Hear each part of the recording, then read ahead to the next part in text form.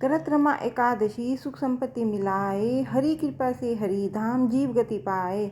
जय श्री कृष्णा। आप सभी को रमा एकादशी की ढेर सारी शुभकामनाएं।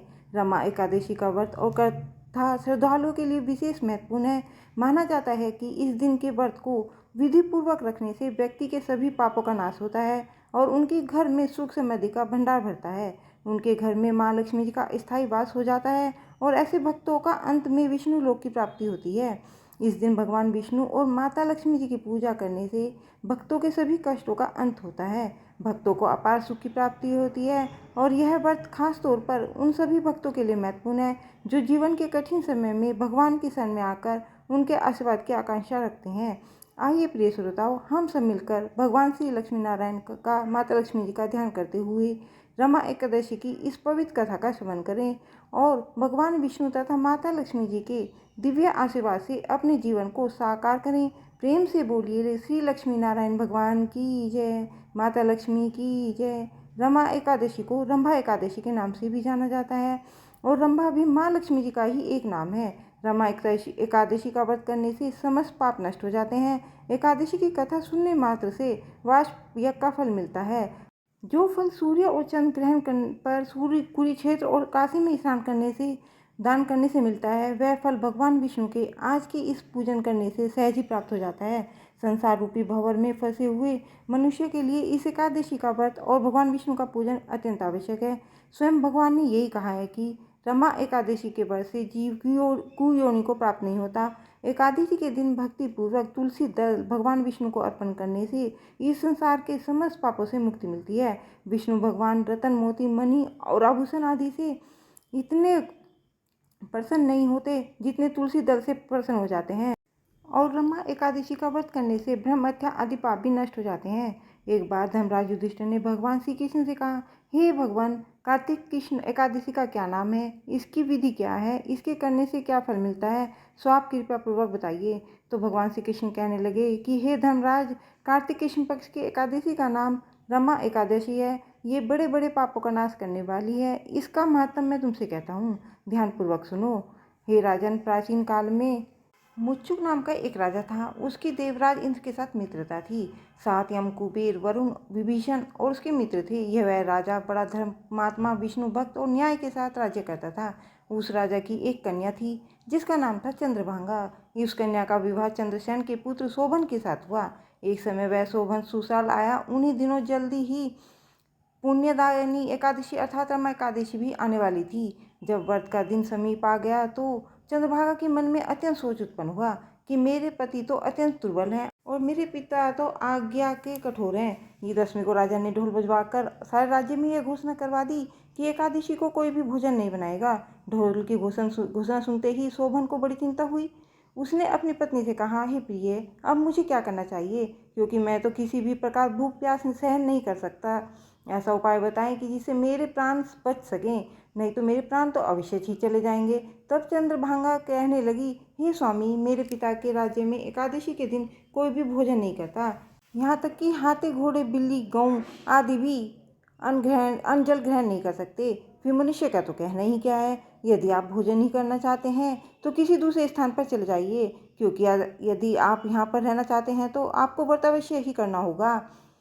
पत्नी की बात सुनकर शोभन कहने लगा, हे प्रिय, तब तो मैं यह व्रत अवश्य करूँगा। मेरे भाग्य में जो होगा वह देखा जाएगा। मन में ऐसा विचार कर शोभन ने एकादशी का व्रत रख लिया और वह भूख प्यास से अत्यंत पीड़ित होने लगा। जब सूर्य नारायण अस्त हो गए और रात्रि को जागरण का समय आया, जो कि वैष्णव को अत्यंत हर्ष देने वाला था, परंतु शोभन के लिए वह समय अत्यंत दुखदायी हुआ और प्रातःकाल होते होते शोभन के प्राण निकल गए। तब राजा ने सुगंधित काष्ठ से उसका दाह संस्कार करवाया, परंतु चंद्रभागा ने पिता की आज्ञा से अपने शरीर को दग्ध नहीं किया, अर्थात वह अपने पति के शव के साथ सती नहीं हुई और शोभन की अंत्यक्रिया के बाद वह अपने पिता के घर में ही रहने लगी। रमा एकादशी के प्रभाव से शोभन को मंत्राचल पर्वत पर धन धान्य से युक्त तथा शत्रुओं से रहित एक सुंदर देव प्राप्त हुआ। वह अत्यंत सुंदर रत्न और वैद्य मणि घटित स्वर्ण के खंभों पर निर्मित अनेक प्रकार की स्फटिक मणियों से सुशोभित भवन में बहुमूल्य वस्त्र, आभूषणों और छत्र छवरिया पर आरूढ़ ऐसा लगता था मानो दूसरा इंद्र ही विराजमान हो। फिर एक समय मुकुंद नगर में रहने वाला एक सोम शर्मा नामक ब्राह्मण तीर्थ यात्रा करता हुआ घूमता घूमता उधर ही पहुंच गया। फिर उसने शोभन को पहचान कर कहा कि यह तो राजा का दामाद है। उसके निकट गया। शोभन भी उसे पहचान कर अपने आसन से उठकर उसके पास आया और प्रणाम आदि करके कुशल पूर्वक पूछा। तब ब्राह्मण ने कहा कि राजा, मुकुंद और आपकी पत्नी कुशल से हैं। नगर में भी सब प्रकार से कुशल है। परंतु हे राजन, यह सब देखकर हमें तो अत्यंत आश्चर्य हो रहा है। आप इतना वृतांत कहिए कि ऐसा सुंदर नगर जो ना कभी ना देखा ना सुना, आपको कैसे प्राप्त हो गया। तब शोभन बोला कि कार्तिक की पक्ष की रमा एकादशी का व्रत करने से मुझे यह नगर प्राप्त हुआ है, परंतु यह अस्थिर है। यह स्थिर हो जाए ऐसा कोई उपाय कीजिए। तब ब्राह्मण ने कहा, हे राजन, यह स्थिर क्यों नहीं है और कैसे स्थिर हो सकता है, आप ही बताइए। फिर मैं अवश्य ही वह उपाय करूंगा। मेरी इस बात को आप झूठ मत समझिए। तब शोभन ने कहा कि मैंने इस व्रत को श्रद्धा रहित होकर किया है, अतः यह सब कुछ अस्थिर है। यदि आप मुझुक की कन्या चंद्रभागा को यह सब वृतांत कहें तो ही यह स्थिर हो सकता है। ऐसा सुनकर उस श्रेष्ठ ब्राह्मण ने अपने नगर लौटकर चंद्रभागा से सब वृतांत कह सुनाया। ब्राह्मण के वचन सुनकर चंद्रभागा बड़ी प्रसन्नता से ब्राह्मण से कहने लगी, हे ब्राह्मण, यह सब बातें आपने प्रत्यक्ष देखी हैं या फिर स्वप्न की बातें कर रहे हैं। ब्राह्मण ने कहा, पुत्री, मैंने महावन में तुम्हारे पति को प्रत्यक्ष देखा है। साथ ही किसी से विजय ना हो ऐसे देवताओं के नगर के समान उसका नगर भी देखा गया है। उन्होंने यह भी कहा कि यह स्थिर नहीं है। जिस प्रकार वह स्थिर रह सके उस उपाय को करना चाहिए। तब चंद्रभागा कहने लगी, हे विप्र, आप मुझे वहां ले चलिए। मुझे पतिदेव के दर्शन की तीव्र इच्छा है। मैं अपने किए हुए पुण्य से उस नगर को स्थिर बना दूंगी। आप ऐसा कार्य करिए जिससे उनका हमारा सहयोग हो सके, क्योंकि योगी को मिला देना महान पुण्य है। सोम शर्मा यह बात सुनकर चंद्रभागा को लेकर मंदाचल पर्वत के समीप वामदेव ऋषि के आश्रम पर गए। वामदेव जी ने सारी बात सुनकर वेद मंत्रों के उच्चारण से चंद्रभागा का अभिषेक कर दिया। तब ऋषि के मंत्र के प्रभाव से और एकादशी के वजह से चंद्रभागा का शरीर दिव्य हो गया और वह दिव्य गति को प्राप्त हुई। इसके बाद बड़ी प्रसन्नता के साथ अपने पति के निकट गई। अपनी प्रिय पत्नी को आते देखकर शोभन अति प्रसन्न हुआ और उसे बुलाकर अपनी बाईं तरफ बैठा लिया। तब चंद्रभागा कहने लगी, हे प्राणनाथ, आप मेरे पुण्य को ग्रहण कीजिए। अपने पिता के घर पर जब मैं 8 वर्ष की थी तब से विधि पूर्वक एकादशी के व्रत की श्रद्धा पूर्वक करती आई हूँ।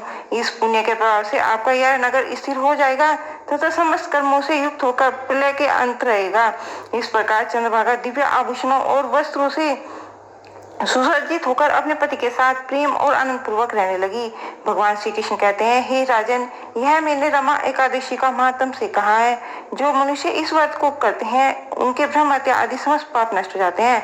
कृष्ण और शुक्ल पक्ष की दोनों एकादशी जो समान है, इनमें कोई भेदभाव नहीं है।